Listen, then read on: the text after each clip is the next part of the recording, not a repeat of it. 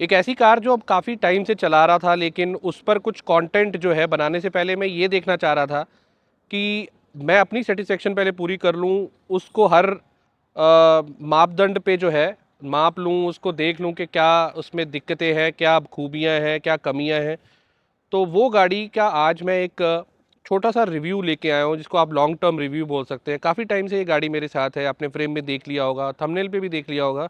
ये है M G Astor 1.3 litre turbo charge engine के साथ, जो प्रोड्यूस करती है 140 पीएस की पावर और 220 न्यूटन मीटर का टॉर्क।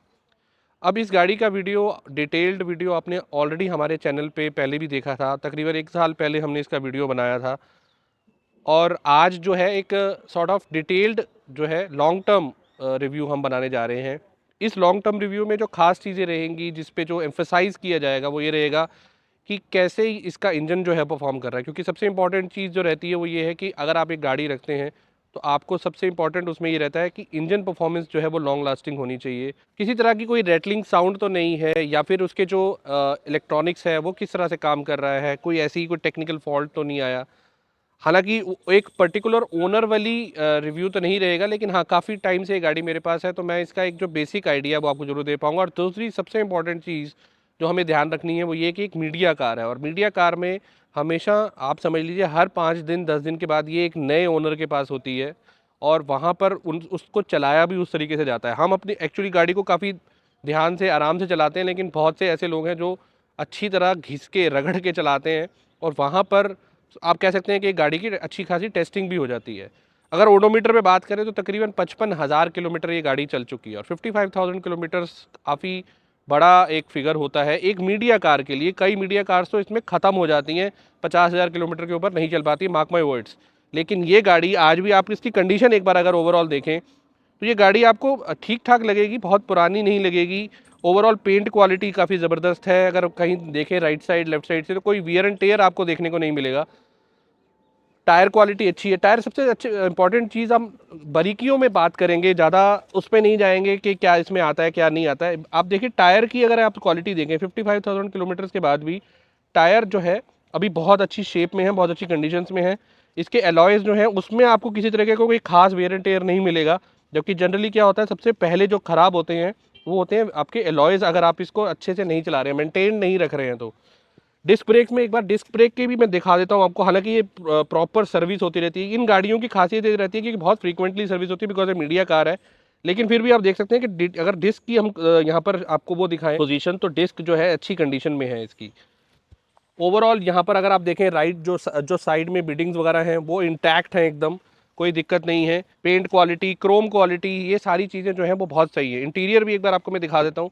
हालांकि इंटीरियर जो है वो मुझे खास जो है बहुत पसंद नहीं आया था, because of the colour. Otherwise अगर इसका कलर कॉम्बिनेशन थोड़ा और बेटर होता तो शायद जो थोड़ा ज़्यादा अच्छा लगता।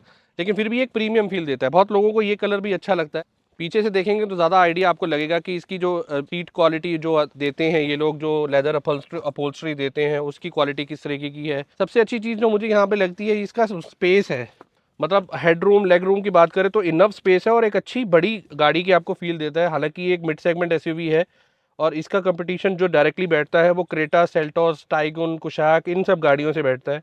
लेकिन फिर भी ये नंबर्स में उतनी अच्छी नहीं जाती है जितनी कि बाकी गाड़ियाँ जिनका मैंने नाम लिया वो जाती हैं। अब रीज़न इसमें कुछ भी हो सकता है कि एमजी जो है वो अब एक चाइनीज़ कंपनी है, ये है। हालांकि फैक्ट्स जो है वो इन सब चीज़ों से अलग है। एमजी एक यूके बेस्ड कंपनी है, और अब तो वो कह सकते हो आपकी एक इंडियन कंपनी भी है, बिकॉज बहुत बड़ा स्टेक उसमें जेएसडब्ल्यू का इसमें हो गया है। इसमें आपको बाकी चीज़ों के बारे में भी सोचने की ज़रूरत नहीं है। बूट स्पेस भी आपको इसमें 450 लीटर के आसपास मिलेगा, और ठीक ठाक आपको स्पेस है। और सबसे अच्छी चीज़ है कि बूट जो लिप है वो नहीं मिलता, यानी कि सामान निकालना रखना जो है वो काफ़ी आसान रहता है। दूसरा सबसे इंपॉर्टेंट एक और चीज़ यहाँ पर कि आपको 360 डिग्री कैमरा मिलता है, जिसकी वजह से आप इसको निकालने रखने में जो है काफ़ी ईजी हो जाता है। पार्किंग सेंसर्स आपको फ्रंट और रेयर दोनों में मिलते हैं, और एडास 2 के साथ आती है। एडास 2 में आपको जितने आप कहें कि एडास 2 के जो मॉडर्न फीचर्स हैं, आपका फ्रंट कोलिजन वार्निंग हो गया, अडेप्टिव क्रूज कंट्रोल हो गया, यानी कि जितने भी एडास 2 में फीचर्स आते हैं वो सारे आपको इस गाड़ी में मिलेंगे। अब आप कहेंगे कि ये सारे फीचर्स तो बहुत सी गाड़ियों में आते हैं, लेकिन जब एमजी एस्टर में कंपनी ने दिए थे उस टाइम पे वो सारी गाड़ियों में नहीं आते थे। अब ये चीज़ें कॉमन हो गई। अब मिड सेगमेंट एसयूवी में आपको कई गाड़ियों में एडास लेवल 2 मिलना शुरू हो गया है, लेकिन उस टाइम पर नहीं मिलता था। उसके अलावा कई ऐसे फीचर जो इस गाड़ी में आपको नहीं मिलेंगे, लेकिन 2024 वेरिएंट जो कंपनी ने निकाला है उसमें वो सारे फीचर्स आपको मिलते हैं। फॉर एग्जांपल आपको इसमें अब वेंटिलेटेड सीट्स का ऑप्शन भी आ गया है, आपको इसमें वायरलेस चार्जिंग भी मिल गया है, ऑटो डिमिंग IRVM भी मिल गया है, ऑल LED सेटअप भी आ रहा है। ऑलरेडी ऑल LED सेटअप तो खैर इसमें भी आता है। तो जो कमियां 2023 वेरिएंट में थी, जो ये इस वेरिएंट में थी, अब आपको 2024 वेरिएंट में नहीं मिलेगी। तो वो सारी चीज़ें अब आपको दे दी गई हैं। इसका ड्राइव रिव्यू जब हम करेंगे तो ये आप थोड़ा सा मान के चलिएगा कि जो फीचर्स अब आपको इसमें नहीं दिख रहे हैं वो 2024 वेरिएंट जो आप चलाएंगे या ड्राइव करेंगे उसमें आपको वो सारे मिलेंगे। एडास लेवल 2 भी जो आता है वो आपका कैमरा बेस्ड नहीं है, प्रॉपर रेडार बेस्ड है। अगर देख सकें तो यहाँ पर आपको रेडार मिलता है, प्लस ऊपर आपको कैमरा सेंसर भी मिलता है। तो यानी कि कंबाइंड जो आपका कैमरा सेंसर प्लस रेडार के साथ एडास लेवल 2 के फीचर्स आपको इसमें मिलते हैं। एक बार मैं आपको इसकी इंजन नॉइस भी सुनाना चाहूँगा। अभी इस टाइम पे इसका बोनट बंद है और इंजन ऑन है, तो मैं ये आपको आवाज़ सुनाना चाहता हूँ कि इस टाइम पे इसकी साउंड जो है वो आइडियल कैसे आ रही है।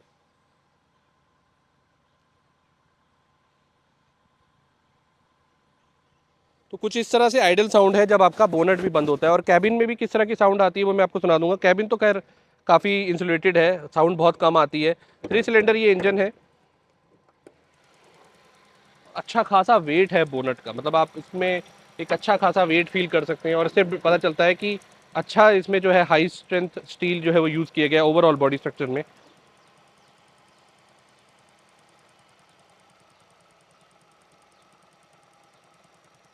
और ये गाड़ी जो है, अगेन मैं वो एक चीज़ रिपीट करूँगा, 55,000 किलोमीटर चल चुकी है। आप एक बार इसकी जो है ओवरऑल वो देखिए कि किस तरह से कितने नीट एंड क्लीन तरीके से जो है सारी हाउसिंग की गई है, चाहे वो इंजन की हो चाहे वो बैटरी वगैरह की हो, सारी चीज़ों की हाउसिंग प्रॉपर की गई है। साउंड उतना नहीं है जो नॉर्मल आपको 3 सिलेंडर इंजन्स में मिलता है। तो ये एक एक रीज़न था आपको ये सुनाने का कि 55,000 किलोमीटर चलने के बाद कोई भी गाड़ी का जो इंजन है वो बोल जाएगा या फिर प्रॉपरली मेंटेन नहीं होगा या उसमें दम नहीं होगा तो वो एक अजीब सी साउंड क्रिएट करेगा। इसमें किसी भी तरीके की कोई आपको जो है साउंड नहीं मिलेगी और बहुत ज़्यादा वाइब्रेशंस नहीं है। मैंने टच किया हुआ है इस टाइम गाड़ी को, तो वाइब्रेशंस जो है बहुत ही कह सकते हैं कि एकदम माइल्ड है, लाइट है। उतनी नॉइस या वाइब्रेशंस नहीं है जितना कि 3 सिलेंडर इंजन में जनरली हमें दूसरी गाड़ियों में देखने को मिलती है। अब चलते हैं इसकी ड्राइव पे। बहुत ही कम टाइम में आपको मैं इसका इंटीरियर एक्सप्लेन कर देता हूँ। अगर आपको बहुत ज़्यादा डिटेल में सारी चीज़ें चाहिए तो आप हमारी जो इससे पहले की वीडियो है वो भी रेफर कर सकते हैं। वो इन चीज़ों को बार बार बताने का कोई मतलब नहीं है, उसमें हमने काफ़ी डिटेल में बात की है। लेकिन कुछ चीज़ें ऐसी हैं जो मैं बात करना चाहूँगा। सबसे अच्छी चीज़ यहाँ पर आपको इलेक्ट्रिक सीट, आपको 6 वे की इलेक्ट्रिक सीट मिलती है। ये देखिए, ये बहुत अच्छी चीज़ है क्योंकि हम देखते हैं कई बार इस प्राइस की कार्स में भी आपको इलेक्ट्रिक सीट देखने को नहीं मिलती है।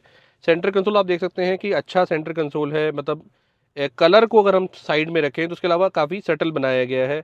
आपको हार्ड बटन्स आपको देखने को मिलेंगे, एक अच्छी आपको 10 इंचज़ की स्क्रीन मिलेगी जो इंडल्ज है आपके आपके डैशबोर्ड के अंदर ही मर्ज हो रही है। कुछ अलग से आपको फील नहीं हो रहा है कि कुछ अलग से कोई बड़ी सी स्क्रीन निकल के आ रही हो। यहाँ पर आपको वायरलेस चार्जिंग नहीं मिलेगी, लेकिन मैंने बताया कि 2024 का जो वेरिएंट है उसमें आपको वायरलेस चार्जिंग आती है। कप होल्डर्स वगैरह, यूएसबी पोर्ट्स, ये सारी चीज़ें मिलती हैं। इसका जो इंफोटेनमेंट सिस्टम भी है ये भी अब जो है इसका सॉफ्टवेयर अपडेट कर दिया गया है, तो अब इसका यूआई वगैरह जो है वो आपको स्लाइटली डिफरेंट मिलेगा और जो लैग वगैरह के इशू वो अब आपको इसमें देखने को नहीं मिलेंगे। मतलब अभी इस वाले में भी नहीं है और 2024 वेरिएंट जो है उसमें नहीं आएंगे। डिज़ाइन थोड़ा सा डिफरेंट आपको एसी वेंट्स का ज़रूर मिलेगा लेफ्ट साइड राइट साइड में। और एसी कूलिंग इसकी अच्छी है, काफ़ी अच्छी है। इनफैक्ट अभी हम लोग जस्ट वेदर में शूट कर रहे हैं, वहाँ पर इतनी एसी की रिक्वायरमेंट नहीं है, लेकिन दोपहर के टाइम पे मैंने इसका एसी फील किया है और अच्छा खासा कूलिंग इसका वो इफेक्ट आपको आता है। सेंटर में आपको जो ये रोबोट से भाई साहब जो दिख रहे हैं, यार ये किसी काम के नहीं है, मुझे तो समझ नहीं आता। इनको बोलो हेलो एमजी, नज़र ज़रूर घुमा देते हैं लेकिन जो काम करने को बोलो वो नहीं करते हैं। क्लोज सनरूफ, आपको यहाँ पे फिजिकली जो बटन आता है वो उसको प्रेस करना पड़ेगा।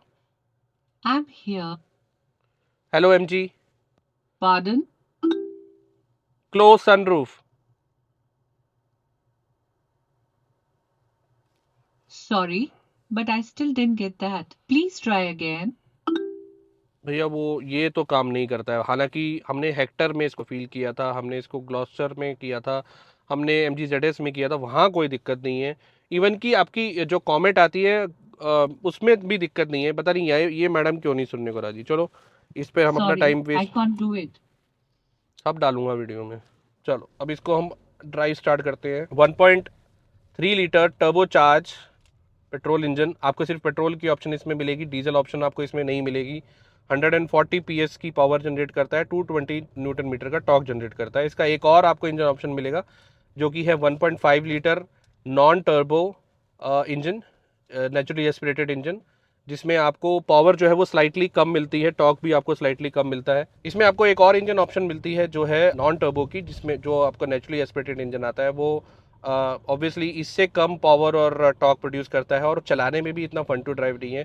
अगर आप इस कार को कंसिडर करेंगे तो आप इसका टर्बो चार्ज इंजन ही कंसिडर कीजिएगा, अगर आपका बजट इशू नहीं है। ऑब्वियसली अगर आपका बजट इशू है, अगर आप इस लेवल की कार लेना चाह रहे हैं लेकिन टर्बो इंजन तक नहीं जा सकते, फिर आप इसका नेचुरली एस्पिरेटेड जरूर कंसिडर कर सकते हैं। इसके नेचुरली एस्पिरेटेड इंजन के ऊपर भी हमने कार ओनरशिप रिव्यू किया था, उसका लिंक भी मैं डिस्क्रिप्शन में डाल दूंगा, वो भी अगर आप देखना चाहे देख सकते हैं। ऑल ओवर बाकी चीज़ें सब सेम है, सिर्फ इंजन आपको जो है नेचुरली एस्पिरेटेड मिलेगा। वो भी उन लोगों के लिए अच्छा है जो बहुत ज़्यादा परफॉर्मेंस नहीं चाहते हैं गाड़ी से, बहुत आराम से चलाना चाहते हैं, माइलेज अच्छी चाहते हैं। सबसे इंपॉर्टेंट चीज़ माइलेज आपको उसमें बेटर मिलेगी इस वाले इंजन ऑप्शन में। अगर आप यहाँ पे एक अच्छी माइलेज एक्सपेक्ट कर रहे हैं तो फिर आपको थोड़ा सा जो है निराश होना पड़ेगा, बिकॉज उतनी अच्छी आपको माइलेज इसमें नहीं मिलेगी। अगर आप थोड़ा सा भी इसको हार्ड पेडल चलाएंगे, सॉफ्ट पेडल चलाएंगे तो फिर ठीक ठाक माइलेज आपको उसकी मिल जाएगी। इसमें आपको ड्राइव मोड्स नहीं मिलते हैं, इसमें सिर्फ आपको स्टीयरिंग मोड्स मिलते हैं। अगेन कुछ चीज़ें ऐसी हैं जो समझ से बाहर है, स्टीयरिंग मोड की कोई बहुत ज़्यादा खास ज़रूरत नहीं थी, बट येस अभी जैसे इसमें इस टाइम पे जो ये स्टीयरिंग मोड पे अभी मैं ड्राइव करते हुए स्क्रीन पे ध्यान नहीं दूंगा, लेकिन 3 आपको ड्राइविंग मोड्स मिलते हैं। एक डायनेमिक होता है, एक नॉर्मल होता है और एक तीसरा और आता है जो मैं यहाँ पर ओवरले लगा दूंगा अगर मुझे मिलेगा तो। अभी राइट नाउ जो है ये नॉर्मल पे है और ये काफ़ी लाइट है, मतलब आप देख सकते हैं। एक तो फीडबैक काफ़ी अच्छा है स्टीयरिंग का। हल्का सा मैं यहाँ पे स्टीयरिंग घुमा रहा हूँ, आप देख सकते हैं गाड़ी, आई डोंट नो कैमरा में फील हो रही है कि नहीं, गाड़ी काफ़ी ज़्यादा जो लेफ्ट राइट शेक हो रही है, तो फीडबैक स्टीयरिंग का अच्छा है। दूसरी चीज़, जब इसको आप डायनेमिक में कर देते हैं तो डायनेमिक में करने के बाद आपका स्टीयरिंग थोड़ा हार्ड हो जाता है, और जब आप इसको 60-70 की स्पीड पे चलाते हैं तो वहाँ पर आपको एक हार्ड जो वेट है वो आपको स्टीयरिंग में फील होता है। और इसका अभी जो है लेन असिस्ट काम कर रहा है, आप देख सकते हैं कि लेन असिस्ट वगैरह जो है इसका काम कर रहा है। ये देखिए ये लेन असिस्ट काम कर रहा है। कई बार थोड़ा इरिटेटिंग हो जाता है बट ठीक है, ये फीचर जो है वो अच्छा है। एक बार इसका हम मोर में जाते हैं, driver settings, vehicle settings, EPS, ये देखिए यहाँ पर आपको डायनेमिक, नॉर्मल और अर्बन। अब इसको मैं थोड़ा डायनेमिक में कर देता हूँ और देखते हैं कि एक जो वेट मैं चाहता हूँ कि गाड़ी में होना चाहिए, बिकॉज मैं जो अपनी पर्सनल कार भी चलाता हूँ उसमें मुझे एक जब वेट स्पीड इंक्रीज करने पर वेट फील होता है तो एक कॉन्फिडेंस आता है, जो आपको इसमें नहीं मिलेगा अगर आप इसको नॉर्मल या अर्बन में चलाएंगे। तो अभी इसको मैंने डायनेमिक कर दिया है, एक बार थोड़ी सी स्पीड इंक्रीज करेंगे।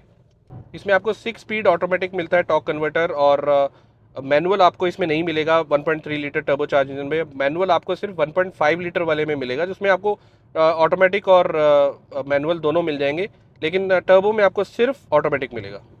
अब मैंने स्पीड इंक्रीज़ की है तो मेरे को कंपेरेटिवली स्लाइटली जो है वो डिफरेंस लग रहा है। वेट जो आपको स्टीयरिंग में फील हो रहा है बेटर है, पहले से काफ़ी बेटर है, बट स्टिल आपको जितना वेट फील होना चाहिए उतना नहीं है। गाड़ी भागने में बहुत सही है, आप देख सकते हैं कि अभी बहुत ही हल्का पैडल मैंने प्रेस किया और ये 70 पे पहुंच जाती है। टर्बो जो इसका हिट करता है वो तकरीबन 1800 से 2000 आरपीएम के आसपास हिट करता है। और एक चीज़ मैं फिर आपको यहाँ पे क्योंकि मैं तो इसको चला रहा हूँ और मैंने इस चीज़ को नोटिस किया है, लेकिन मैं आपको इस नोटिस में लेके आना चाहता हूँ कि 55,000 किलोमीटर जो है वो चल चुकी है। मैं एक बार ओडोमीटर दिखाना चाहूँगा, 55,944, यानी कि तकरीबन 56,000 किलोमीटर ये चल चुकी है। और 56,000 किलोमीटर के चलने के बाद भी अगर आप हल्का सा पैडल स्लाइटली प्रेस कर रहे हैं और गाड़ी जो है सही भाग रही है, तो इसका मतलब फिर अंदर जो माल मसाला डाला है कंपनी ने देसी भाषा में बात करें, इंजन जो है वो काफ़ी स्ट्रॉन्ग है, वैलिड है। और बहुत से लोग इस बात पे ये कमेंट करेंगे हमारी तो 1 लाख चल गई, हमारी तो 1.5 लाख चल गई अभी भी। भाई ये मीडिया कार है, मीडिया कार आप समझ लीजिए 1/3 चलती है, बिकॉज उसकी बहुत रगड़ाई होती है। और अगर मीडिया कार 55,000 56,000 चली हुई है तो आप मान के चलिए कम से कम 1,20,000 किलोमीटर वो नॉर्मल कार चली हुई है। उसके बाद भी आप देख सकते हैं इसका डैशबोर्ड वगैरह इंटैक्ट है, और आप कहीं भी इसमें वो नहीं देखेंगे कि फेड हो गया है या इसका जो ये कलर है ख़राब हो गया है। भाई बहुत वेयर एंड टेयर होती है मीडिया कार की, मैं बार बार इस बात को मेंशन कर रहा हूँ। उसके बाद भी अगर ये झेल रही है चीज़ों को और अपनी शाइन वगैरह अपनी सारी चीज़ें मेंटेन किया हुआ है, तो इसका मतलब सारी चीज़ें ठीक हैं और कोई दिक्कत नहीं है। इसका हम लोग एडास वगैरह चेक करके नहीं बताएंगे, बिकॉज एडास इसका प्रॉपरली वर्क करता है जैसे बाकी एमजी कार्स में करता है, और मैंने इस चीज़ का मेंशन जो है वो ऑलरेडी कई गाड़ियों में किया है, हमने जो भी चलाई है इनकी, तो एडास में कोई इशू नहीं है, एडास लेवल 2 परफेक्टली काम करता है। इनफैक्ट इतना परफेक्ट भी काम करता है कि कई बार आपको हो सकता है कि वो थोड़ा सा इरिटेट भी करे, बिकॉज जैसे लेन असिस्ट वगैरह मैं इसको ऑफ कर देता हूँ जनरली, मैं इसको अपना लेन असिस्ट के साथ सिटी में तो एटलीस्ट नहीं चलाता हूँ। आपको MID भी जो है वो कम्प्लीटली डिजिटल मिलता है। आप इसमें सारी जो कॉन्फ़िगरेशंस हैं वो अपने स्टीयरिंग कंट्रोल से सेट कर सकते हैं। इनफैक्ट जो इसकी स्क्रीन वगैरह भी है उसमें भी आपको बहुत सारी चीज़ें जो है आप यहाँ पे सेटिंग कर सकते हैं। एक बार इसको मैं आपको 360 डिग्री कैमरा की क्वालिटी दिखाना चाहूँगा। कुछ इस तरह की इसकी क्वालिटी आती है। कैमरा क्वालिटी बाकी गाड़ियों में थोड़ी बेटर है, इसमें आपको हालांकि अभी दिन का टाइम है, हल्की सी ब्लरीनेस लगेगी, आई डोंट नो क्यों इस तरह की है, बट आइडिया पूरा लग जाएगा। यानी आप पूरा व्यू देख सकते हैं कि कहाँ पर, ये देखिए आपने जो कहीं इधर का भी आप व्यू देखना चाहें वो आप प्रॉपरली देख सकते हैं। तो ये काम सही कर रहा है, जगह आपको प्रॉपर बता रहा है कितनी स्पेस लेफ्ट है।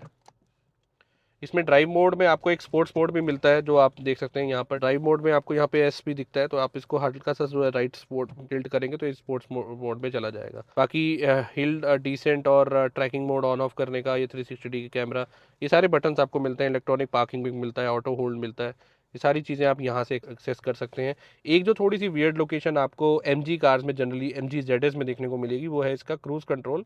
यहाँ से आपको एक अलग से एक जो है नॉब मिलता है, यहाँ से आप इसका क्रूज़ कंट्रोल जैसे यहाँ पे क्लिक करेंगे तो इसका क्रूज़ कंट्रोल एक्टिवेट हो जाएगा, और यहाँ से स्पीड वगैरह भी आप ऊपर नीचे करेंगे तो इसकी आप इंक्रीज़ और डिक्रीज़ कर सकते हैं। तो ये था एक छोटा सा इसका लॉन्ग टर्म रिव्यू जो हमने कार को काफ़ी ज़्यादा एक्सपीरियंस करने के बाद सोचा कि एक छोटा सा रिव्यू इसका बनाना चाहिए। ओवरऑल अगर हम कार की बात करें तो कार अपने आप में कंप्लीट है, यानी कि आप जितने मॉडर्न फीचर्स की बात करते हैं वो सारी चीज़ें मिलती हैं। यहाँ पर आपको ऑटो डिमिंग नहीं मिलेगा, लेकिन मैंने बताया 2024 वेरिएंट में ऑटो डिमिंग भी मिलता है। पेनोरामिक सनरूफ आपको मिलती है, ठीक है। उसके अलावा आपको वायरलेस चार्जिंग मिलती है, वेंटिलेटेड सीट्स का ऑप्शन भी अब आ गया है, एडास लेवल 2 आपको मिलता है, 360 डिग्री कैमरा मिलता है, और प्राइसिंग जो है अगेन आपकी 10 साढ़े 10 लाख रुपए से लेकर 18.5 लैक्स तक एक शोरूम जाती है। और कंपटीशन से प्राइसिंग थोड़ी सी कम है, और इनफैक्ट अब और प्राइसिंग भी जो है कम कर दी गई है बिकॉज ऑफ द कंपटीशन। और ये गाड़ी जो है उतने नंबर्स में नहीं बिकती है जितनी मेरे हिसाब से बिकनी चाहिए। 1.3 लीटर टर्बोचार्ज इंजन, 140 पावर और 220 की टॉर्क, अच्छा इंजन है। अगर आप इसको रेव करके भी भगाते हैं तो जितनी परफॉर्मेंस आप इससे निकालना चाहेंगे उतनी परफॉर्मेंस निकाल सकते हैं, या परफॉर्मेंस में कोई कमी नहीं होगी। उतना अभी हम लोगों ने यहाँ पर भगाया नहीं, लेकिन आप अगर इसको हाईवे पे लेके जाते हैं तो एक अच्छी खासी स्पीड पे क्रूज कर सकते हैं, और स्टेबिलिटी पूरी बनी रहती है। गाड़ी पूरा टाइम आपके कंट्रोल में रहती है, वो कोई दिक्कत नहीं है। तो इसका कार को ज़रूर कंसिडर कीजिए, एक बार टेस्ट ड्राइव लीजिए। और अगर आप एक मिड सेगमेंट SUV लेने की सोच रहे हैं तो ये गाड़ी जो है आपकी प्राइमरी कार बन सकती है, अगर आप इसका प्रॉपरली टेस्ट ड्राइव लेते हैं और आप इसका मन बनाते हैं। ये था एक रिव्यू MG एस्टर का। मिलते हैं किसी और वीडियो में, तब तक के लिए goodbye and take care.